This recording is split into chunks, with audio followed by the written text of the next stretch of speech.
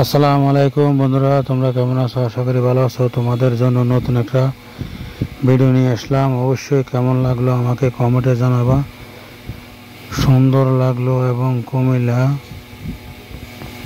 কুমিল্লা শহরের পশ্চিম পাশে ব্রিজের গাঙ্গের লাইল টিকেশ্বর ব্রিজের সাথে এখানে অনেক সুন্দর রুটি বানাচ্ছে। বিকালবেলা অনেকে ঘুরতে আসে, আসার পরে এখানে সবাই রুটি এবং নাস্তা এবং গরুর দুধের চা পাওয়া যায়। সবাই ঘোরাফেরার পর এখানে এসে বাইরে বসে কি সুন্দর হাওয়া, তারা এখানে নাস্তা খাওয়ার পরে আড্ডা করে সবাই আবার বাড়ি ফিরে যায়। অনেক সুন্দর রুটি বানাচ্ছে, সুন্দর পরিবেশ। অবশ্যই তোমাদের কেমন লাগলো কমেন্টে জানাবা। আমার থেকে ভালো লেগেছে, এই কারণে তোমাদের জন্য ভিডিওটা করলাম। অবশ্যই তোমরা জানাবা তোমাদের কেমন লাগলো। আমার থেকে অত্যন্ত ভালো লেগেছে, এই কারণে ভিডিও করলাম। বিকেলবেলা ঘুরতে বেরিয়েছিলাম, ঘোরার পরে এখানে রুটি খেলাম, সবজি দিয়ে অত্যন্ত ভালো লাগছে।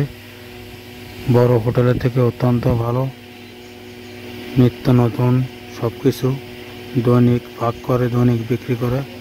রুটিও দৈনিক বা সকাল বিকাল দুই টাইমে বানায়। বিকালবেলায় বেশিরভাগ কাস্টমার হয় এখানে, প্রচুর চাহিদা। এখানে সবাই নাস্তা খাওয়ার জন্য সিরিয়াল ধরে বসে থাকে। সিরিয়ালে সবাই আস্তে আস্তে বসে দীর্ঘক্ষণ বসে থাকা লাগে নাস্তা খাওয়ার জন্য।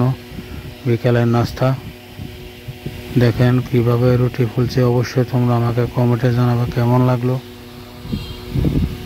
আমার থেকে অত্যন্ত ভালো লেগেছে, এ কারণে তোমাদের জন্য ভিডিওটা করলাম।